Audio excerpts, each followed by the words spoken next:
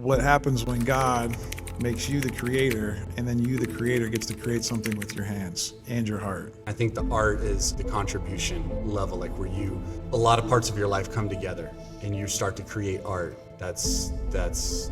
Yeah, it's coming from a very genuine place from your soul. This episode is about love, it's about legacy, it's about using your gifts and your talents to be able to give to others. It's about creating something beautiful that lasts. And John always wanted me to experience a gift that he collaborated on with an artist called the Artifact mug. I always had this vision in my heart that I felt God gave me, that my art would be in the business world, which is kind of rare. The most special gift John gave me is that he believed in me.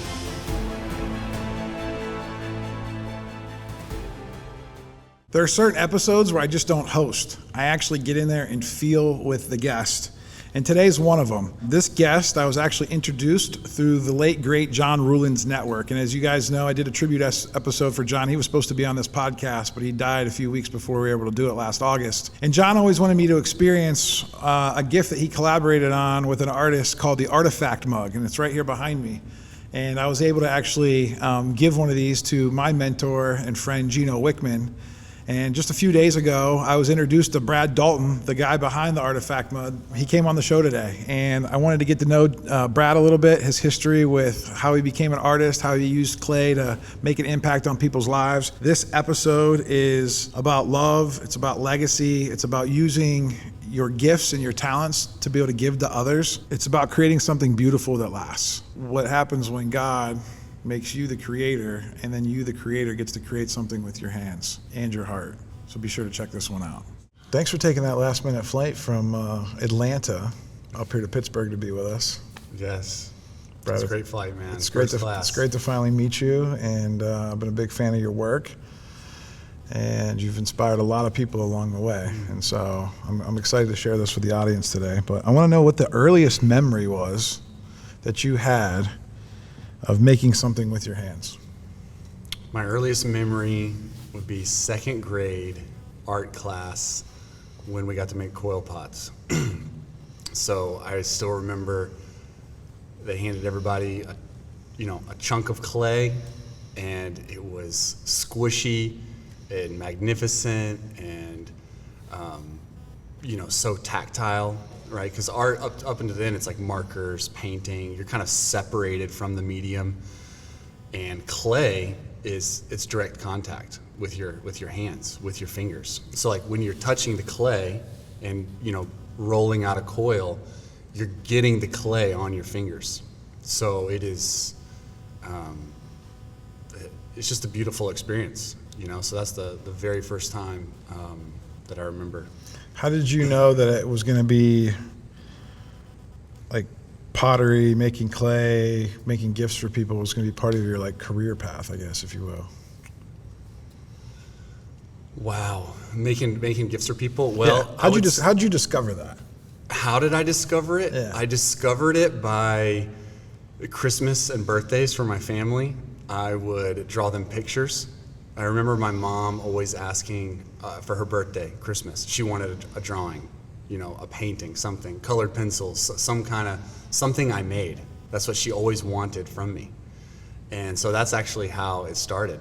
And so then I would do drawings for, my grandma, anybody, everybody. And that's where I just loved it. Because when you give someone a handmade gift, when you see that expression, they know that you put that time and thoughtfulness and effort into it, and it's just the best. Did you? I know you're a strong man of faith now, but I feel like just getting to know you over the last day since you've been here, and we've been kind of hanging out a little bit. Seems like your faith plays a big part into who you are as a father, a husband, and as an artist. Am I allowed to call you an artist? Is that what you are? Yeah. How do you refer to yourself? Artist would be, that's my favorite word. Okay, perfect. Yes. I'm gonna use the word I think artist. it's taken a long time to get to being an artist, actually. Okay. Yeah, I think for a while I'm like, you're learning your craft, and I think the art is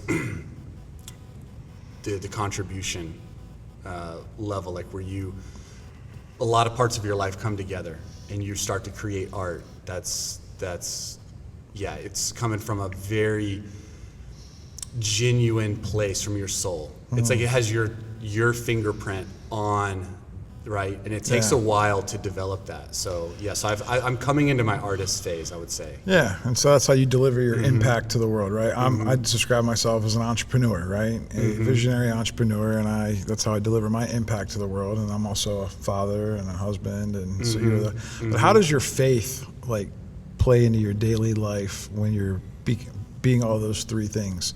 And most of the time, you're all three of those things at once. It seems like. I am, yeah. Because I heard about your life. It's pretty crazy with 4 daughters, right? Yes. And beautiful at the same time. Yeah, it really is, man. It really is. Yes. So how does my faith play into all those things? Yeah. I'd say my faith, it fuels all those things, right? So the way I would kind of describe and define faith is it's like the phenomenon of connection. The connection to God, to spirit, to source. So there's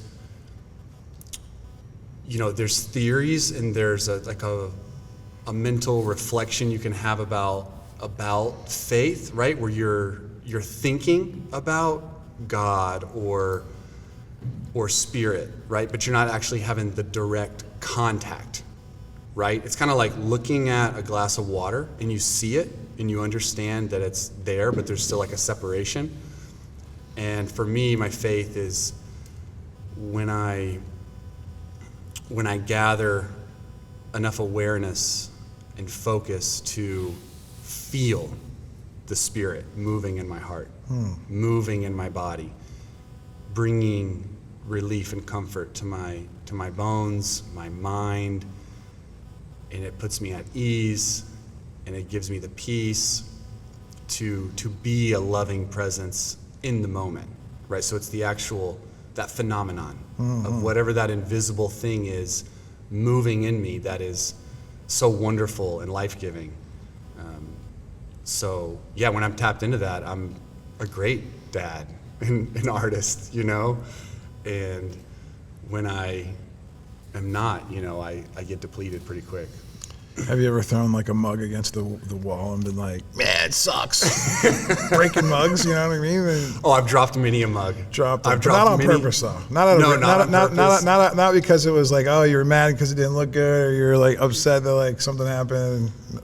Because I could see like a pottery guy in the rage room or something like that, just breaking all of his mugs and vases and stuff like that. Oh my gosh, the shrapnel would be epic, dude. It would be the shards of clay. When clay shatters and breaks, it becomes That's what I'm saying. Razor sharp. It's dangerous, actually. I could imagine. Yeah. And so dangerous. A lot of the people at home are probably wondering, like, how did I meet this guy? Because it's not very often that an entrepreneur has, an artist on. There was an episode I did with my artist friend Robin Hood from Brooklyn. He was probably episode, late 70s, 78, 79, something like that. But this is a quick story, just so you guys at home know.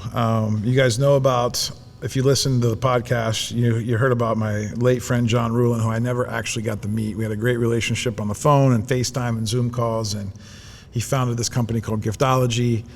And John was big into the relationship side of business and sales and always wanted to make a huge impact. And he did that by giving gifts and radical generosity and, just giving. And so he was very creative. He did a lot of kitchen stuff and Cutco stuff, and everybody knows him for that. But one of the things that he came up with, and he met Brad, we're going to get into that story in a little bit, is they came up with this thing called the Artifact mug. And through John's passing and John's stories, and I actually just got to do an Artifact mug for Gino Wickman, and that was a really beautiful thing that I was able to give him. Brad was able to make it. And I didn't know who Brad was, like, personally. I just saw, a couple videos. You did a mug for Tim Tebow, and you did one for Ed Milet. Did you even know who those guys were? You probably knew who Tebow was. You probably didn't know who Ed Milet was, though, did you? So fascinating. I knew who Ed Milet was because I worked in his organization in financial services when I was 19, 20 years old. So I actually did know who Ed Milet was. Yeah. funny. Oh, that's cool. enough. Because I wasn't Yeah. sure, like, you hung out with the entrepreneur world, right? Like, 'cause Yeah. So do you remember when I shared that I was in financial services, kind of headed down the wrong path for me, right? Financial services is beautiful in its own way, but for my soul, right, it wasn't the path. But I was trying to make money, trying to find a place in the world, and Ed Milet was the leader of the organization, right? So I knew Ed Milet before he branched out into the social media world. yeah, that's really cool. What? So tell me the story about Ruhlin. Tell me how you met. How did you meet John Ruhlin? How did this whole artifact mug idea come to play? Yeah, so I was sitting in my studio alone, as I am usually, and I had just graduated college, and so I'm in my studio, and I'm in a big transition. So I'm in a very prayerful, curious, wondering state. I'm like, what am I gonna do with my art, with my pottery? And I always had this vision in my heart that I felt God gave me that my art would be in the business world, which is kind of rare. Like, artists don't normally, kind of find their way into like the business world per se. But I saw this place in the business world, and it was like kind of like a fuzzy vision. And so I'm in my studio, and somehow or another I came across this scripture, and it said, "Love must be sincere, honor one another above yourselves." And it clicked. I thought, wow, I've made gifts to honor people in a fun way, right? My whole life. I was like, what if I started making gifts for people to give to people they care about? And I just had this rush of energy and clarity, and I saw people in the business world giving these gifts to people they cared about, to appreciate them, right? Because deep in the heart, we want to be seen, we want to be recognized for the effort that we give day in and day out, how we're showing up for people. And I thought, man, how cool would it be to speak to that, to create art about that? So that happened. Maybe hours later, maybe the next day, an interview popped up in my YouTube with John Ruhlin on Lewis Howe's podcast. Oh, wow, yeah. And the title was like The Art of Gift Giving. And my soul lit up. Like, it was just like God making a straight path. I before I even listened to the episode, I could just see, I saw John's face, and I was like, this is it. This is the path. I just knew it. So I listened to the episode, and everything resonated with me. And I was like, I have to find a way to meet John Ruhlin. I have to impress this guy. I've got to, give him some gifts and get in there and meet him. And strangely enough, he actually gave his email out on the end of the podcast, which is actually kind of rare. People usually don't give out their emails. And so I sent him an email and asked if I could make gifts for Lindsay, a gift for Lindsay, his wife. And reflecting on it, he said he almost didn't respond to it, but he felt that inner nudge. So he answered the 3 questions that I asked him about Lindsay. And so I made the gift, and then I emailed him, said, the gift's ready. He said, can you meet tomorrow at 5:30? He didn't know where I was in the United States, right? He's in St. Louis. Yeah. I'm in Atlanta. Not exactly down the street. And he's like, I'll give you like 15, 20 minutes. I mean, this is right. Like, it's kind of a cold, like, he doesn't know me, And John is coming up in the world. He's becoming more well-known, recognized, right? He's on School of Greatness podcast with Lewis. And so he gave me 15 minutes. I drove up the next day with the gifts, and I had gifts for him. I had a couple gifts for people on his team, a gift for Lindsay. And we shared a drink. He bought me some wings. We were laughing for like about an hour straight, just because I showed him the gifts and he loved them. I gave him a mug. and he got teary-eyed at the mug. And that's when I knew something special had happened between us, for sure. Like, I was like, okay, we just kind of became brothers, right? Because I honored all of his generosity. He's like, you use my own moves against me, you know? So, and then I ended up staying the night at their house. And Lindsay, so he went home, Lindsay got the gift. I was about to drive back to Atlanta. When did you finally tell him that you lived in Atlanta? So about 5 minutes in, he goes, where did you come from? Did you fly in for this? Where are you from, you know? And I was like, I drove from Atlanta. He's like, you drove today? He freaked out. He was like, lost his mind. And I was like, he's like, you drove 8 hours for a 15-minute meeting. And I was like, yeah, man. That's awesome. He was baffled, and he loved it.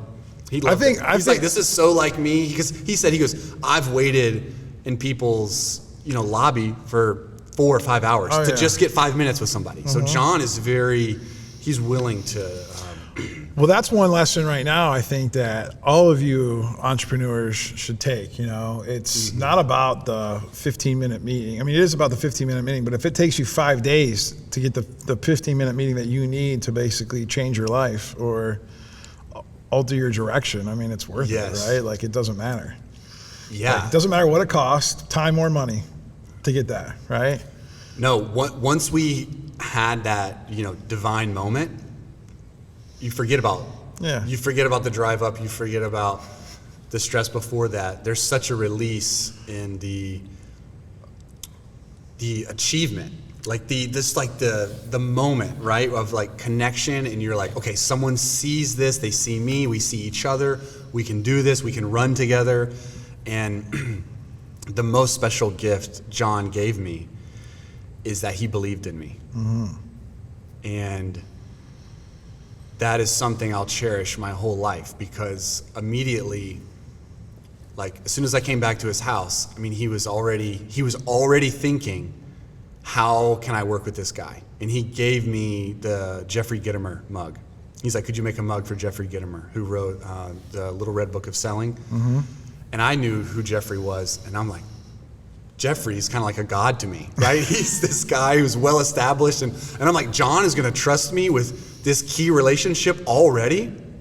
And so John's talking about the mug, what we can put on it, and I was just so excited, because I was like, wow, I'm getting to do the thing that I've done for people growing up, right? Making gifts for them. But this guy's going to pay me to do it.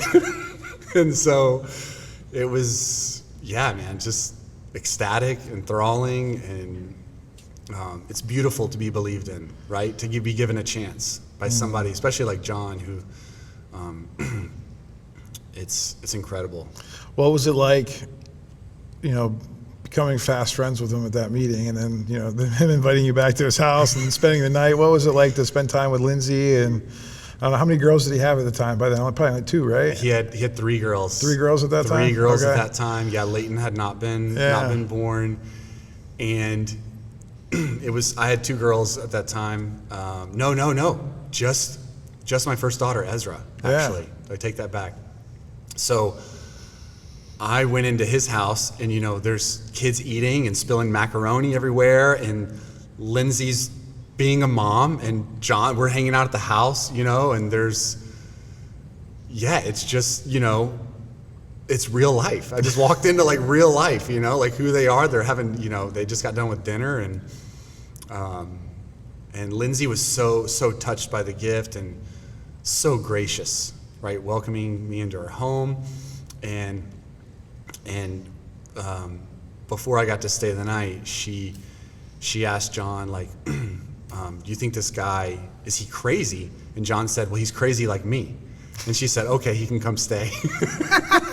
Isn't that awesome? Yeah, she knows what it means. Yeah, she knows. So. I'm sure that guy's probably been gone for a couple of days on missions like that. Oh yeah, John. Yeah. I would love to be able to hear some of those stories now. But yeah. So when you found out about John's death last year, what emotions did that stir up for you? Yeah. Oh, deep sadness.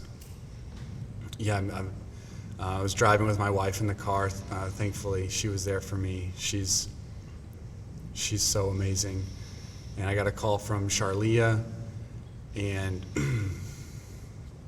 it's just one of those lightning bolt moments where your heart cracks open. You can't believe it's real, and yeah, it's like your heart cracks open and you're just falling, right? There's nothing really to catch you. It's just like a pure moment of loss. That's what it was. And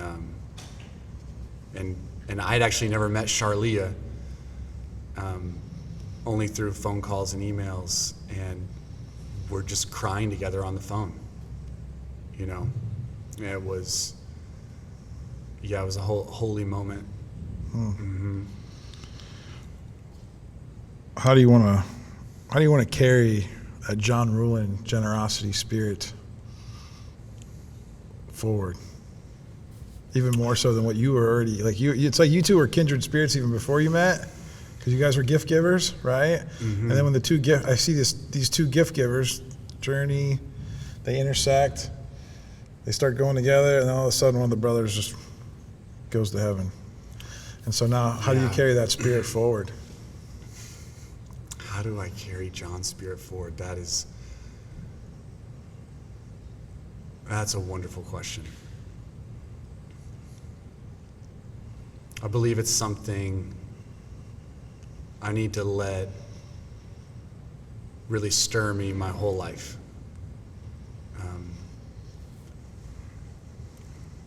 The first thing that's coming to my heart is the fearlessness that John had, the courage, right? So maybe there's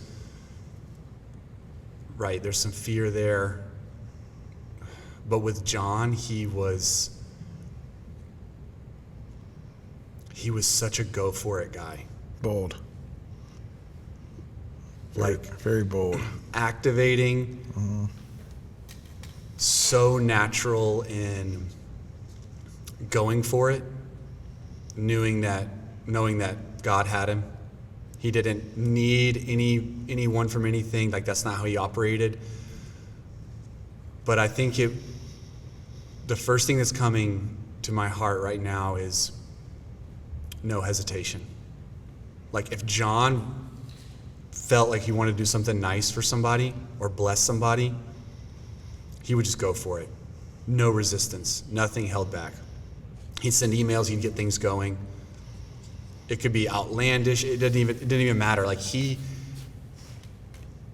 His vision and his focus was on that halo effect moment where somebody was lifted, right? Lifted in their spirit because everyone around them was able to show them that they loved him.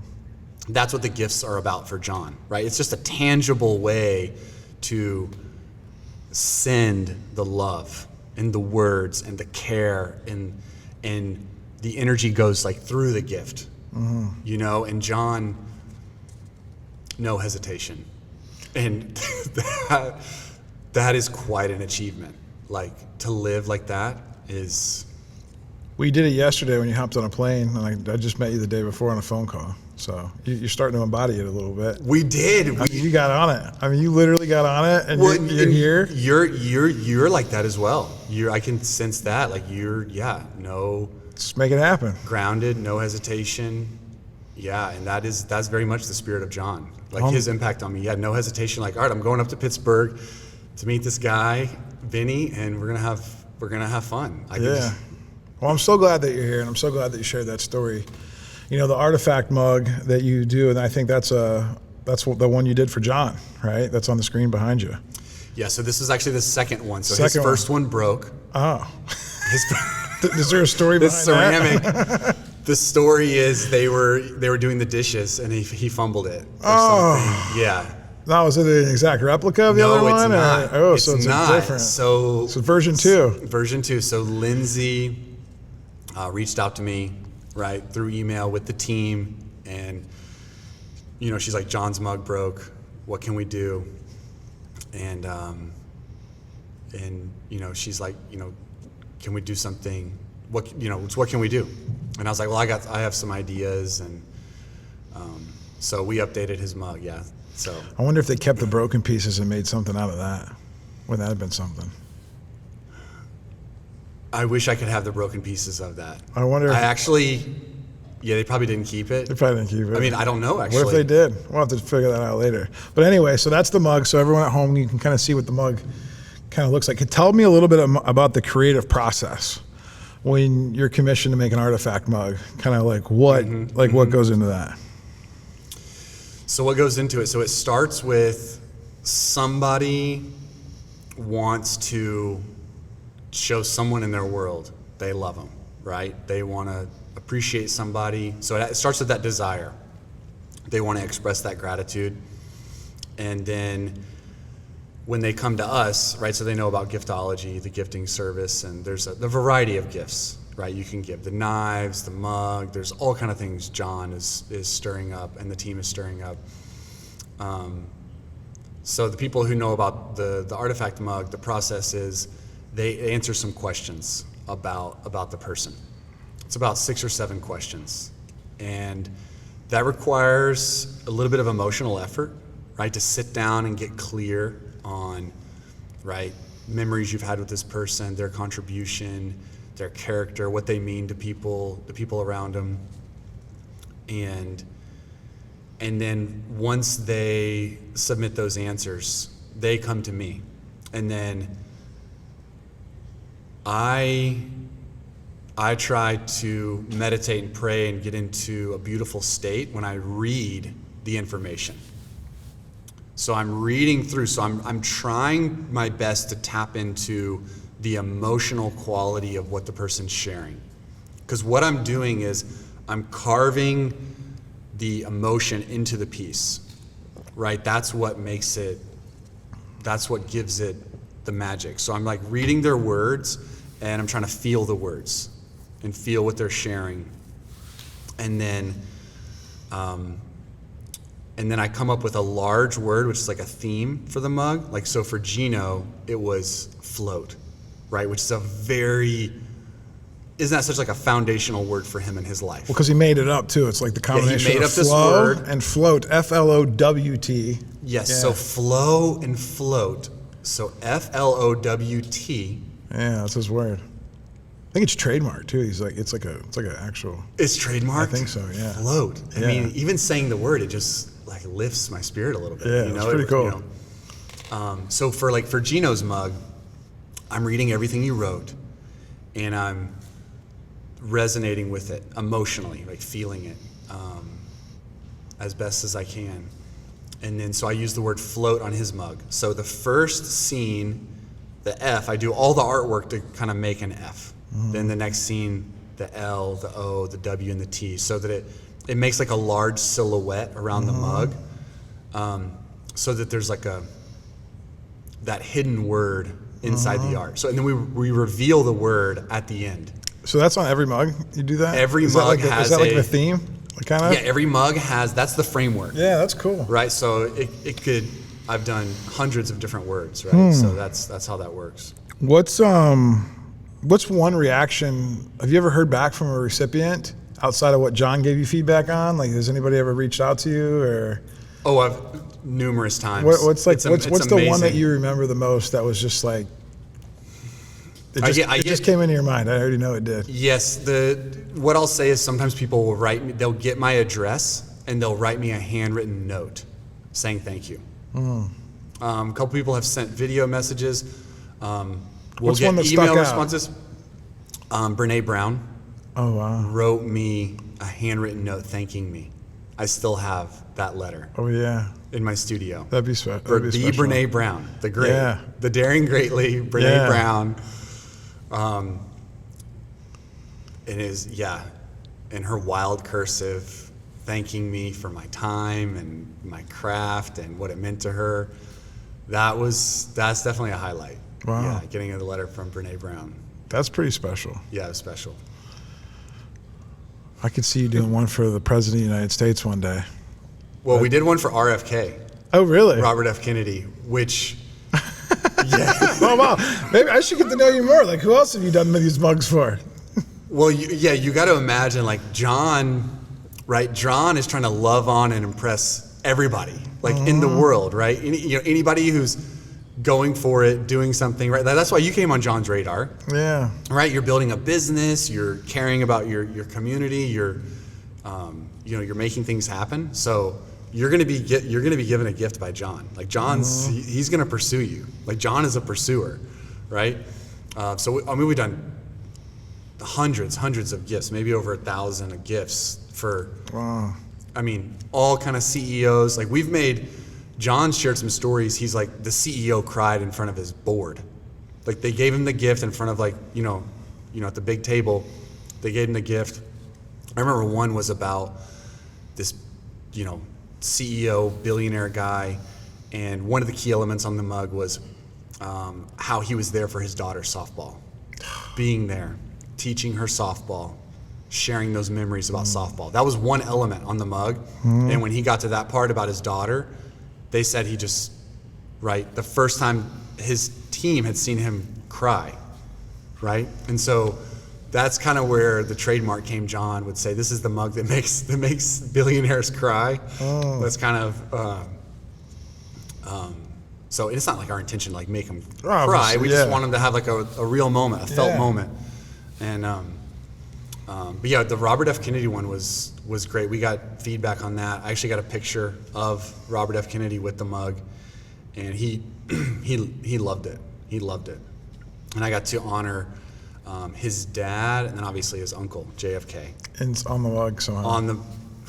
That was fun to carve into the mug. So was that one of your one of your most memorable ones? Just because it's probably kind of fresh too, it sounds like, right? Yeah, it was about a year ago. I did that one, year and a half ago, something like that. But one of the scenes on the mug was about the last train ride. There was a last train ride, and all these people were standing, like, beside the tracks. And then I put a quote by his uncle, something that his uncle would say to him that's very personal. And when I was carving that into the mug, right, I'm feeling the energy of those words. And but I'm having experiences like that with pretty much every mug that I'm making. So it's right? like that's what I'm trying to. It's physical because you're carving it, but then it's really emotional at the same time. Yes, I'm trying to go slow enough to where I'm in touch with those emotions as I'm making the mug, right? Because if I'm in a rush, then it's right. Sometimes I've gone so slow where a new idea will kind of make its way to the surface, and I'll be like, oh wow, that'd be great to put in here as well to add on to the thing. But you have to be going slow enough to let it appear. Yeah, if not, you'd be breaking it and starting over. Yeah.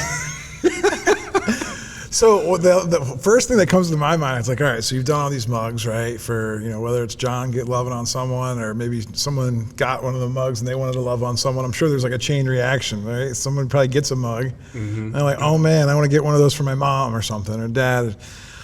I wonder where all these mugs are right now. It'd be cool, like, if there was like a little RFID tracker in them. And I wonder if you could tell, do they actually drink out of them, or do you think that they're just like on their desk or in like their kitchen? I always I would just be curious of that. Do you have any, like, out of 10 mugs, how many of them are actually being used for coffee every day or tea? That is such a fun question.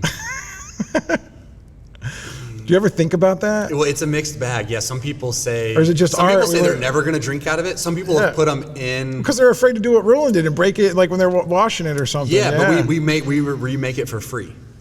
If they break it, we remake it and send it to them. And you take pictures of everything, so you can kind of always remember what it's like. Yeah, we have the video of the mug, and we recreate it so they can use it. That was big for John. He wants the gifts to be touched and used every single day. Well, he says, I think somewhere in one of his books, I think he's the best gifts are the ones that you can use and make memories with. I think that's what it said. Yeah, that's exactly right. And in gifts around the kitchen, yeah, where people are gathering. Yeah. Where people are gathering. That's so cool. Yeah, that's right. And it's like this morning, think about it. I had coffee out of your mug that you made for Brittany. Yeah. And I was having a memory with that mug. Yeah. The clay, the Yeah. you. I was at a silent retreat, and there was an activity that you could sign up for that was to go into the pottery place or the clay place or the kiln place. I forget what they called it, and you could pick out all kinds of different things, and I decided to make a mug and then give it to Brittany because I feel like she would have enjoyed that. So I'm not the most artistic when it comes to clay and pottery like you are, but yeah, that's cool. It was a good mug. No, it was a good mug. Did you have to make it in silence? Yeah. Yeah. But the person there obviously is used to dealing with people in silence, so they were really good at communicating what to do. So that was helpful. Yeah. But anyway, real quick, we're going to take a quick break in this podcast, and I want to let you know, if you've been a long-time listener of this podcast, if you've been a fan of this podcast, if you like the content that we're putting out, and you want to help us, we need your help. And so we've never done this before. We're 110, 15 episodes in. We want to invite our listeners to a roundtable. And to do that, I want you to go to bennyfisher.com/podcast. Sign up for that. There's going to be a quick survey. I'll give you guys some more information about when that is. It's going to be a virtual event. Basically, we just want to get feedback about the show, what you guys love, what episodes you like, what you want more of. If there's any guests that you would love for us to have on. We're really trying to take this podcast to the next level because it's really been making a huge impact. And I don't ever get to hear enough feedback, And so if you ever have questions, you want to email the show, just email me. I'll give my email out. It's really simple. It's benny@bennyfisher.com. It's original, I know, but we're trying to I want to build a community around the podcast, not just I love the people, right? And I always said that momentum, yeah. And I always said that this is really all, at the end of the day, if it's just me and the guests and this is a cool experience and it's almost better than going to dinner, this is all that matters to me.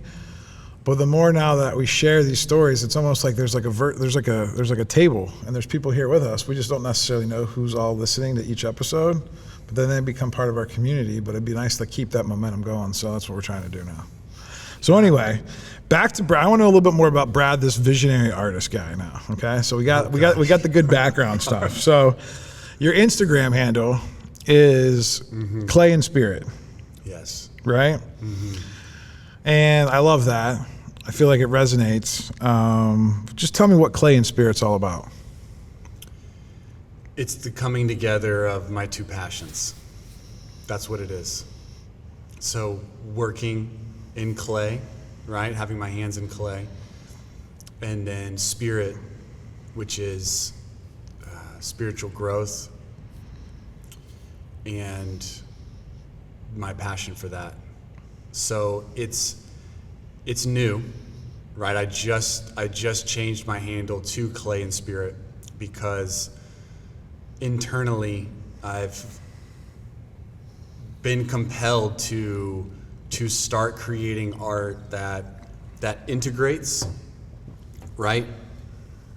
My passion for clay, my passion for spirituality, and to create something very special out of that, right? Through the Beatitudes and what has saved my life and impacted my life in a profound way on every level. And I thought, okay, clay is over here, working in clay, and then my spirituality and this, a ministry, is over here. And I was struggling to find a way, okay, how do I, should I bring these two worlds together? And I was just wrestling for the longest time. I want to do this. How do I do this? And then clarity came. It just dawned on me. I was like, wow. The answer is so simple, right? The name is so simple. I think it's a beautiful name, Clay and Spirit. It's and it's it's just so funny. It's been there the whole time because it's God breathed breath, the spirit, the invisible, into the clay, the dirt, the dust, Well, your bio, isn't that? It is funny. Your bio, it's right there. It's been there the whole time. Yeah, and there's these two things coming together. And your bio says, "Open up the spirit, be a pure vessel." Right? Yes. What does that mean to you? Be a pure vessel.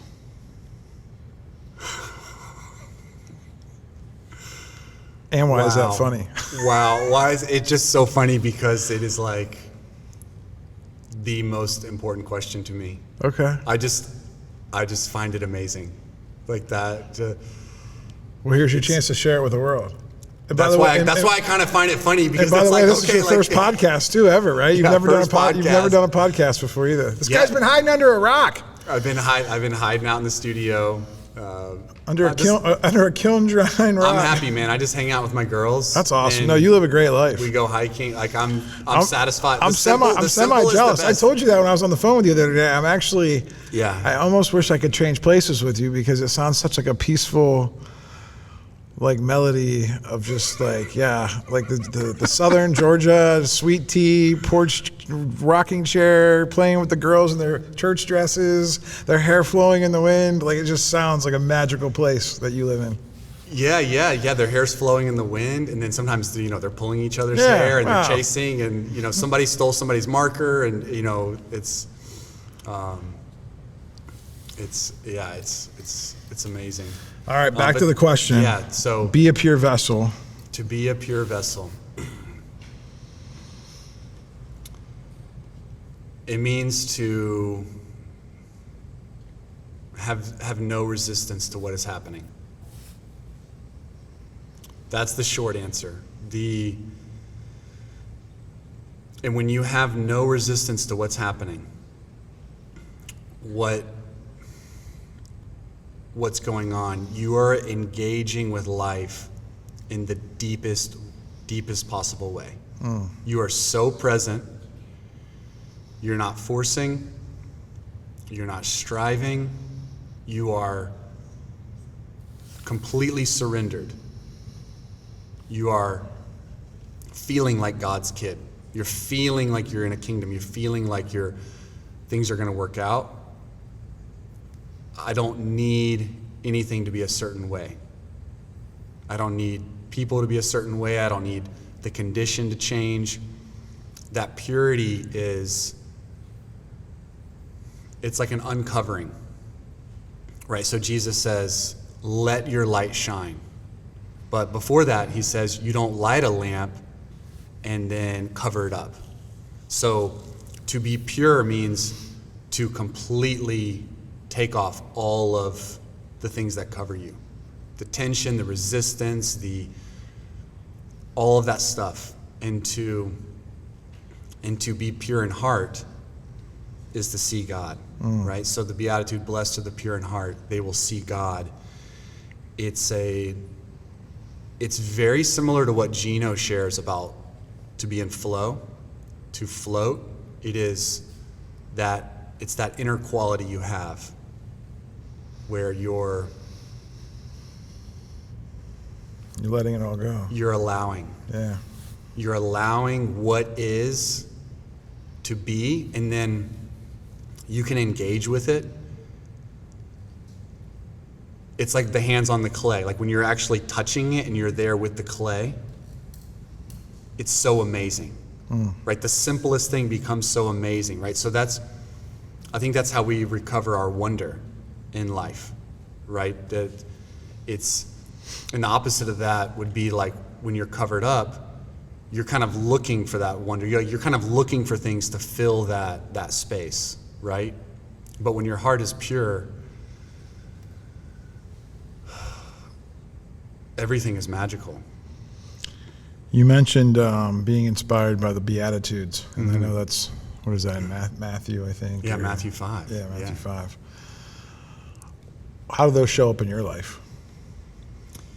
Yeah, so they showed up in my life at the beginning of my walk. When I was about 22, 23. I remember reading the Beatitudes, and it was like my intuition knew. I was like, these are the most important words for my life. I didn't know what had happened, but I knew when I was reading through them, I was like, this is some sort of code. This is some sort of process. This is, the words were so holy, right? It was like another lightning bolt moment where I was like, this is so important. I feel like that was God's message to me. So I stuck with the Beatitudes, and it's been an interpretive lens by which I have, as God has brought teachers and mentors and wisdom in my life, it has basically added on to the Beatitudes and like helping me understand what the Beatitudes are. So like when Jesus is showing up, he's meeting people right where they are. The Beatitudes are the first thing that he brings people. And Richard Rohr said, whenever you're around a master of the Spirit-filled life, like Jesus is, the first thing they tell you is the most important thing. So like they don't beat around the bush. They immediately go straight for the thing, right? The kingdom of heaven is yours. It's available. There it is, all in one line, the gospel. And then the Beatitudes is, how do you make the kingdom of heaven a part of your life on a daily basis? That's what they are. So it's kind of like the cure for humanity. That's how I see it. That's how profound and immense it really is to me. So when Jesus shows up, he's given the Sermon on the Mount, and he's meeting people where they are, not materially, but in their spirit. And he knows, like, okay, blessed are the poor in spirit. It's the first thing he says. So he's pronouncing blessing on people's lives. People do not feel blessed most of the time, right? And that's where they are, poor in spirit. And that's where I was many a time. And to be poor in spirit is that it's that state when you're empty, but not in a good way, right? There's an emptiness where you empty yourself of all the resistance, and then God just, boom, glows and radiates from your heart, and the Spirit fills you, and it's that you're in that pure place. But when you're poor in spirit, you are feeling alone, you're depleted, you're exhausted. You're kind of like a guy pushing a boulder up a hill. You feel like life is up to you, and you're poor in the thing that matters most, which is the spiritual energy. So when you make these gifts, yeah, it feels to me like you're almost thinking about that and feeling that and then pouring that into the gift, so that way when the receiver gets the gift, it's like they almost have a renewed heart and a renewed energy. They feel significant. They're not poor in spirit anymore. And it gives them a little kickstart. Absolutely. That's what it feels like to me anyway. Yes, absolutely, yes. And so the Beatitudes, right, it's the attitude of your being. So it's always changing the way that you're being, but to be aware of how you're being is what the Beatitudes are about. It's like these gifts are going to come into your life, right? So each Beatitude, it describes internally what's happening with you. And then there's a fruit, right? So blessed are the poor in spirit, theirs is the kingdom of heaven. So what he's doing is he's contrasting, right? You're poor in spirit, this is where you are right now, right? You're feeling empty, depleted, down, in despair, but actually the kingdom of heaven is yours. But you're feeling the tension and the separation from the felt reality of the kingdom of heaven, right? So is that like kind of like the gap in the gain? Have you ever heard the that gap term? in the what? The gap in the gain. It's a book by Dan Sullivan where we as humans, we always think about the gap. Like we always feel like, no matter where we've achieved in life or where we're at, we're never just grateful for where we're at. We're almost like, oh my gosh, we can do more. Oh man, I'm having a bad day. And we focus on the gap. We don't focus on the gain. Yes. Is it similar? That's a way to put it. So when I was saying like, yes, God bringing teachers into my life, they would describe these kind of things. And I would say, oh wow, that's what's going on. Is that gap is that felt tension, right? I'm not where I want to be. So you're feeling, what are you feeling in that moment? Lack. Ungrateful, lack. You're not appreciative for what's going on around you. And what that's going to do is it's going to cause you to be poor in spirit, which is you're going to have a pain. You're going to have some kind of pain. That pain is going to be expressed. So you're either going to repress the pain and hold on to it with your resistance and hold it down, and then you are going to be miserable to be around. Your light is not going to be shining. You're going to be harsh. You're not going to be merciful. And the fruit of your life is going to be rotten a little bit in a way. Like your words are going to be Sharp. cutting, sharp, and it's coming from this place of, right, I'm poor in spirit right now because I'm in the tension. I'm holding what is available right now, which is the kingdom of heaven, away from me by my own attitude, my inner attitude. That's fascinating. Yeah, so that's just the first beatitude. Yeah, and and the I rest wish we had more time because there would be like It's that's a whole nother podcast. It's a whole process. Maybe a podcast on each one for you, something that you can do. Yeah, for sure. Put that content out there. That's awesome. I want to shift gears from Brad the visionary and what goes into your clay and spirit to like maybe some tangible things for the listeners, right? Because I think that, I know for me, John Ruhlin used to try to send me gifts and ask me hey, let's make a mug for your wife. And I didn't want to take it, right? Some tough guys and entrepreneurs, we don't like receiving. We'd rather just write the checks and pay everyone else and make sure everybody else is happy. And so a couple questions I would have for you is, what would you say to the artist out there? Let's start with the artists first out there that are either thinking that their gifts have no value or like they're struggling with creating value and they're feeling like, what they're doing in their art world is not enough.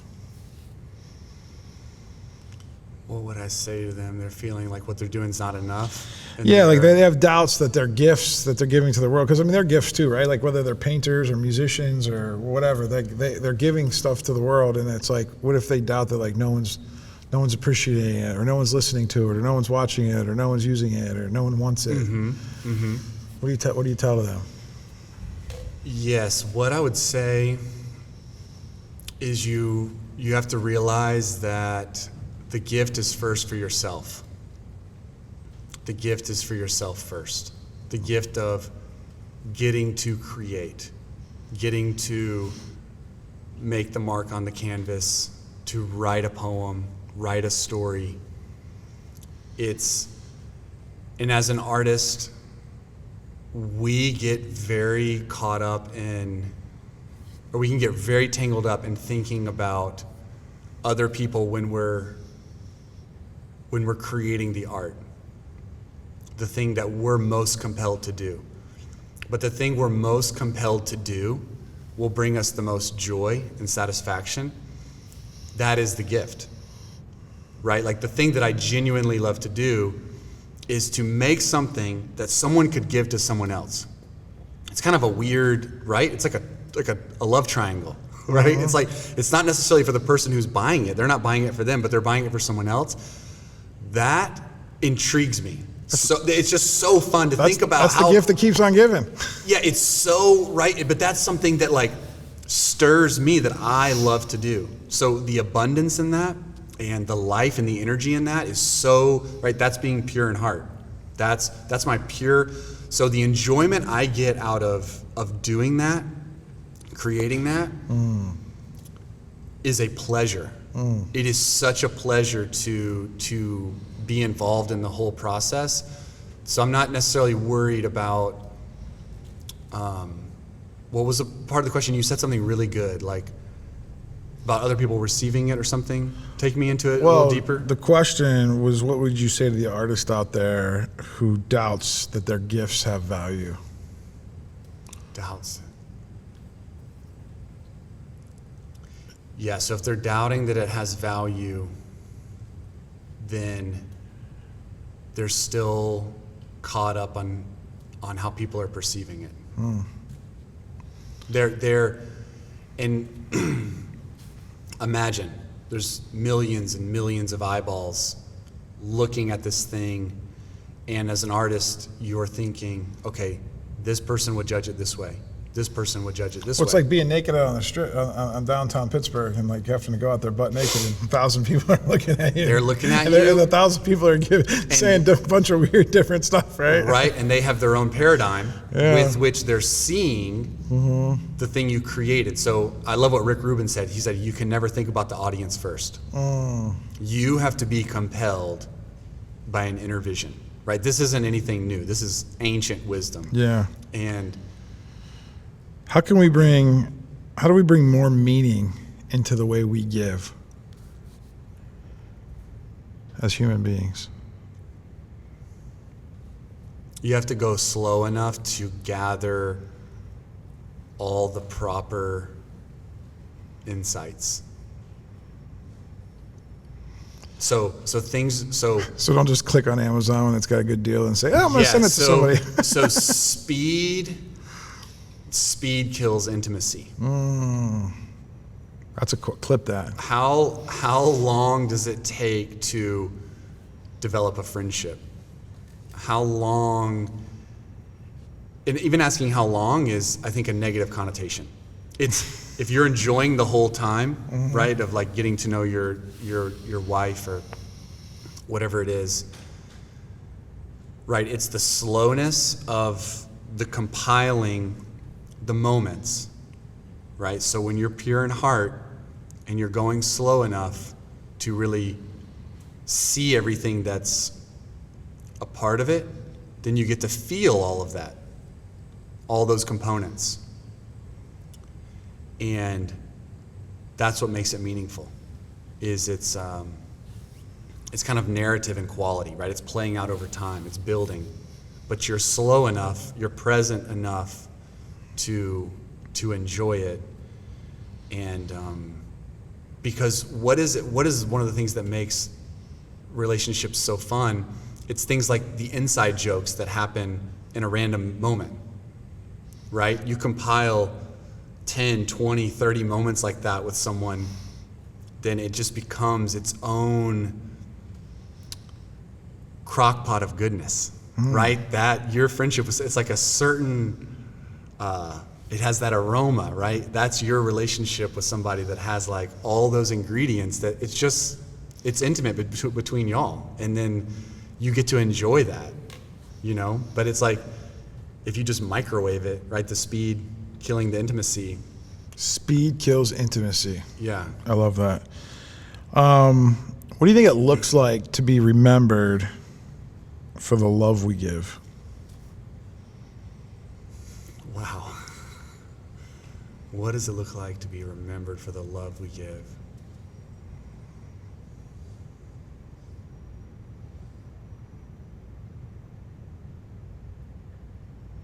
Man, I don't know. Because I just think back. I'm trying to feel into it. I think it back is such a big question. I'm kind of blown away by the question. I think about Ruhlin, right? And I think about all the love, right? Because everyone's had the same interaction. I've not met a person yet that met John Ruhlin that didn't have the stories that like just me and you have. Just like we just felt like we were the most important person in his world, right? Yes. And it's like, how do we even get a taste of that? And then what do you think it's going to feel like to be remembered for that type of love that we can give? Man, I think we have to hold on to that vision, like of right, that's the impact. Like we're feeling it right now in this moment. That's why I'm so blown away, because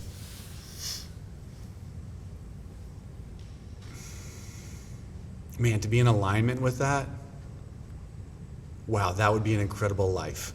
To be in alignment with that more often than not would be pretty stellar.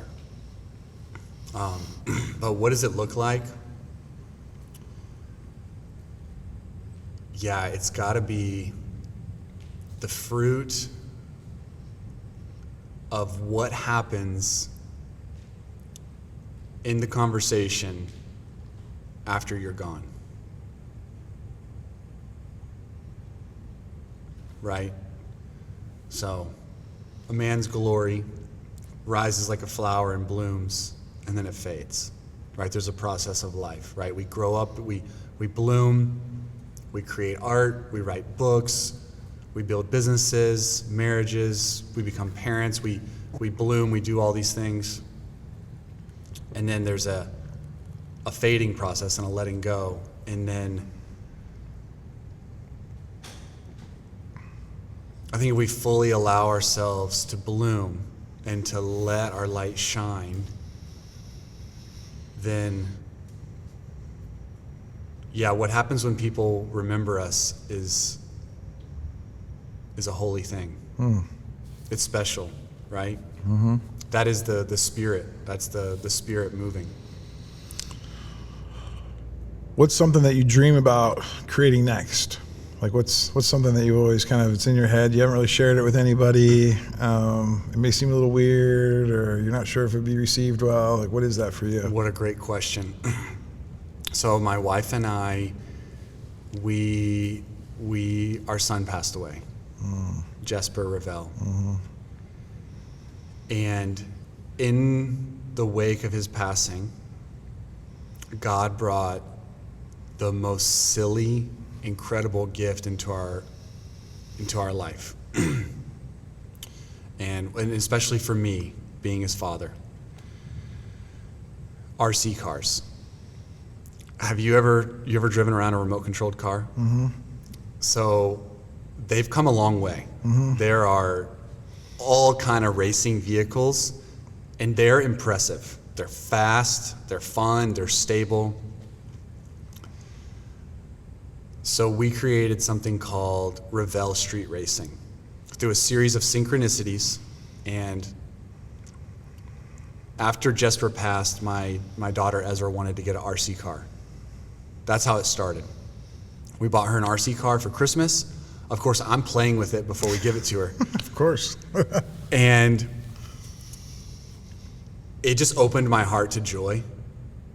Seeing this little car drive around the street, I was laughing. Wouldn't it be fun to have one in here? We could set up a track in here and run it, and it's a blast to do with people. Yeah. So I got this RC truck. Immediately I went researching like what's out there. So then I bought the next one up from that, and there's many tiers. Oh yeah, it's endless. It's like anything in life. You could probably spend $20,000 on an RC car. Oh, I mean, they have leagues and people racing all over the nation. I mean, it's a whole universe.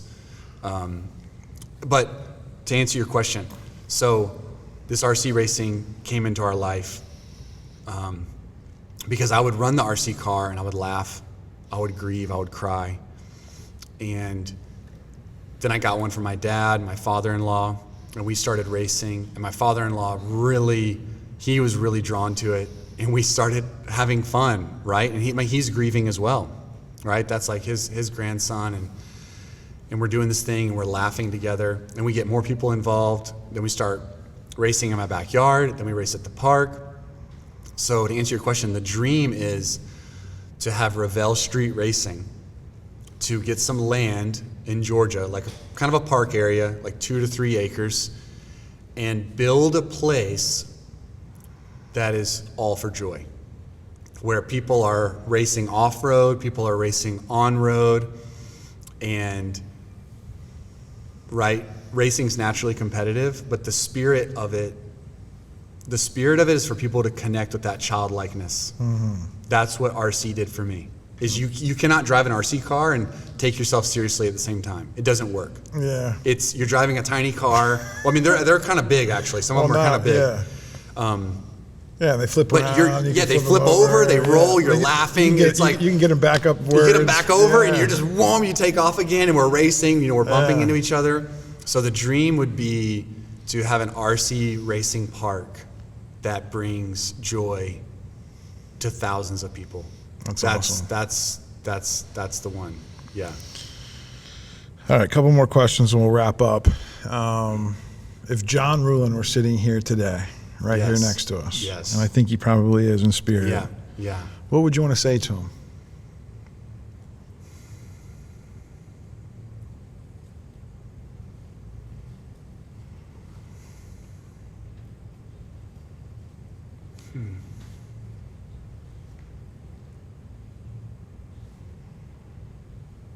I think I would want to say thank you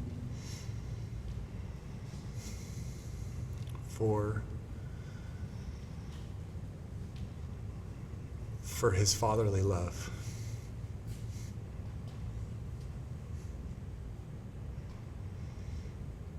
He really was like a father.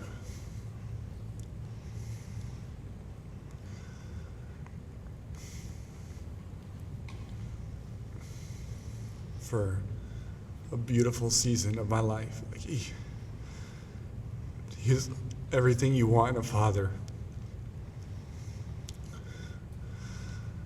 The words,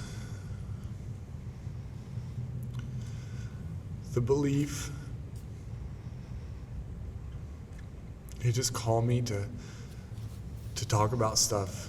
And I talked to John for like 45 minutes on the phone.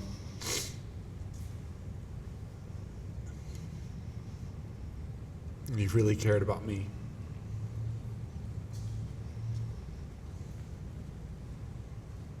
Yeah, it's beautiful. Between the two of you, you guys have 8 daughters. We have 8 daughters between us. Isn't that wild? I know, dude. Yeah, and I have 2 daughters, so that makes 10. It'd be a crazy party one day. The slumber parties would be epic. I saw lots of pictures of John. There's a recent picture of him, like where he got dressed up with Halloween, like with his girls, and it was kind of cute. That's John. Like, yeah, like initiating that stuff. I mean, that's pure in heart. Mm-hmm. That's what it's about. Like, yeah. John is so pure in heart, man. That's the no hesitation, no resistance. Yeah. Yeah, it's beautiful. Well, I really appreciate you being here. If you guys are at home right now and you're thinking about giving a memorable gift, especially you business people, that entrepreneurs, that there's been another entrepreneur in your life, a mentor, a coach, a friend, a teacher, your spouse, somebody that's done something really meaningful in your life, and you want to get them something that I don't feel like anybody else can get them. This artifact mug is one of those gifts, and I strongly recommend it. What the cool part about it is, and I don't think we even covered this, is when the mug comes, it comes in a video box. Yeah, video box. A video box, and then you're on there describing the words and the power of what the person that's giving the gift, the receiver, mm-hmm. and how you displayed that in art around the mug, and you kind of go around and just 2, 3, 4 minute video, and mm-hmm. That's really cool. And you have your words, and I think you told me before set you get those words from your mother. Your mother had those kind of words, and it's like you put those into the other person. It's really sweet. Words are special, man. They build up. It's like golden apples in a setting of silver. The right word spoken at the right time. When someone has that sparkle in their eye and they just look at you and they're like, "Do you know how awesome you are?" That's my mom would do for me in my heart, and it's the simplest thing, right? But it's so powerful mm-hmm. when someone just reflects, like, yeah, they think you're great. It's cool. It's good. And then check out Clay and Spirit on Instagram. We're going to put all the links in here because he's going to have new artwork coming out with these Beatitudes and some things like that. I think that's going to be awesome. Looking forward to that. Yeah, thank you for being so in tune with what's going on in my life in such a short time. Like I'm in the car. Remember we were riding over, and I was so impressed and honored by just the depth of like how in tune you are. Like, that's what I was touched by. Thanks. I was like, wow. Yeah, I think I have an uncanny way of being able to put myself in someone else's shoes and imagine like what their life is like from like multi dimensions. Like, just, especially, having a guy like John Ruhlin constantly giving you work, right? Constantly, have all these mug orders, right? Because John was like, "You need a mug." He's like Oprah. "You need a mug. You need a mug. You need a mug." And then like all of a sudden he's not here, and so like we need to get these mugs rolling again, because like these mugs are like, somebody sees that in somebody's house, like the conversations that are going to be coming about that, and I know that you're a very humble, very quiet, soft-spoken man, right? That's not going to be like out on stages and like, running. John was out like, hour-long talks in front of thousands of people. Yes. Now he's not here to do that, and so I'm hoping that this podcast can just like do like a little micro sliver of that, so people can get to know about what these gifts can do for people, and then the art of relationships. That's why I'm a big fan of the book Giftology, Beyond Giftology, like all of those things, because it's the best marketing that you can do. It's not marketing. It's actually human relationships is the gift that keeps on giving.